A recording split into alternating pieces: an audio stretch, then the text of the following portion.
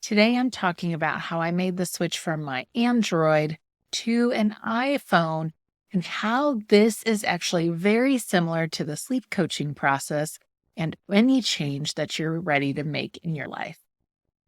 In our most sleep deprived moments, our children will teach us exactly what we need in order to learn and grow into who we were created to be. These are the loving lessons we will learn whether we were wanting to or not. I'm Irene Googe, your sleep coach, and I'm on mission to educate parents on how to help their young children sleep. Welcome to the journey. I couldn't help but make the connection of recognizing when I'm moving from one system of a phone, like an Android, where I'm really comfortable. I know how things work. And now I'm moving to an iPhone, learning new systems, even though I have a MacBook and I hear it's going to make my work easier, it is still a big change. And I want to share 4 takeaways that I have learned as I've been going through this process. So when it comes to making a change, like maybe changing from one phone system to another, or maybe deciding to sleep coach or whatever is happening in your life, the first thing that I'm recognizing is that we have to make a decision. Oftentimes not making a decision keeps us stuck and keeps us going nowhere. And part of that is because we can get really comfortable. We can get really comfortable in our habits and our patterns and just stay in that comfortable space. But the thing that's important to know is that we're always learning and growing. There's new, better, and healthier ways sometimes to help us make that change. And like in sleep coaching, that change happens little by little as we are teaching our little ones that skill. The second thing I'm learning is that there's always a need to create a plan. Yes, plan of action is going to be helpful when you're making a change. So for me, it has been figuring out the transitions of the Android systems, where my apps are, how they function, where they're even located, how they work on the phone, to moving over to the iPhone, which I think it's going to work really well. But I'm giving myself time with this transition because one of the things that I realized is that there is a process that unfolds in the learning. And sometimes making space and creating a plan helps me make better action steps along the way.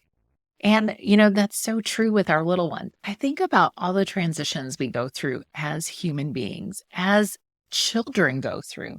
They were in the womb and now they are birthed. Maybe they were swaddled and now we're putting them in a sleep sack.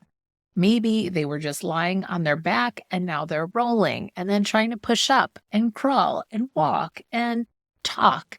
Maybe they're going through a transition where they're learning how to get themselves dressed. So I think about all these transitions like going from one phone system to another. Sometimes they take time and we need to provide space and an opportunity for that learning to unfold.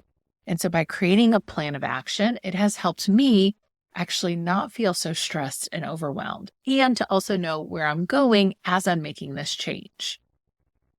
Oftentimes we want a quick fix, especially when it comes to sleep. We want our little ones to get that sleep right away. I actually really want to be using just this phone and I want to let this one go. But I haven't quite finished making that transition. And because I've given myself 2 weeks to work through this, it has taken off the stress. It has allowed me the time and space for this season of my life, dealing with home, work, being available to my boys, being able to have balance as I'm making changes.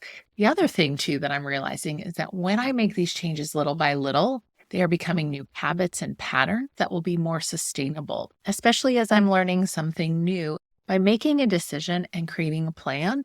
So far, it's making the transition easier instead of feeling overwhelmed and stressed out. The third thing that I'm learning is that I needed to take action. I needed to be able to actually implement and commit to daily things that I was going to do to move from one system to the other. And it's really providing an opportunity to practice. One of the things that sometimes we don't do as adults is we don't provide space for practicing and for us to have a learning curve as we're going through things. As you're taking action, making change, whether it be in your sleep coaching plan or anything else that you're doing in your life, sometimes we don't realize during those action steps, we might have some big emotions that come up. And that could look like grief.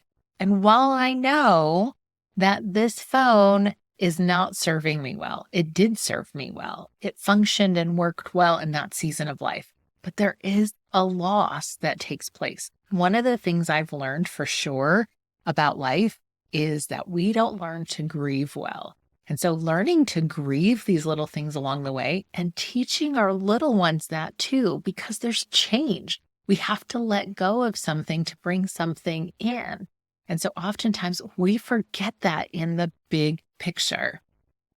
And if you're like me, comment down below and say, me too, I don't like change. And I would say most of us usually don't like change. But one of the things that sometimes happens is there's some big emotions that come up in the process. So by having a plan of action, feeling forced to have to rush through things, it's providing an opportunity for learning and growing to take place. And I'm actually able to set things up in a way that works for me. And the same thing is true with the sleep coaching process. Allowing our children to gain the footing they need as they're learning maybe the new routines, the new ways we're communicating with one another can really make a huge difference in our sleep outcomes.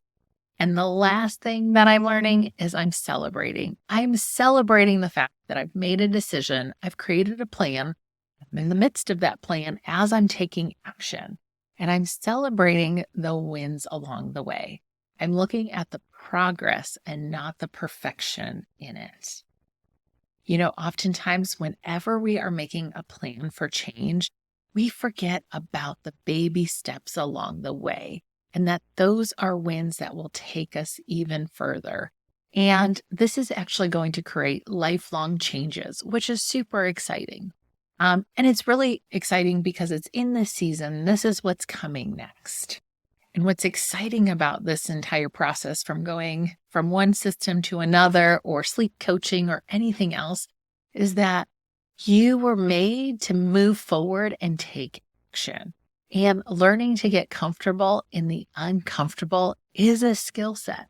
And being able to celebrate that progress along the way, little by little, makes sustainable changes. And it helps us become who we were designed to be along the way. Now, our children will go through so many different transitions, and hopefully we can make some decisions, create a plan, take action, and celebrate along the way when we make those changes. And the same thing is true for me as I go from one phone system to another.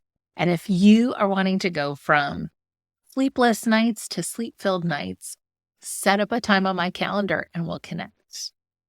Thanks for tuning into today's show. You can see all of the details and show notes below. And as you go out into your day, I hope that you'll make it your mission to be calm, confident, and rested as you lead today. Sweet dreams.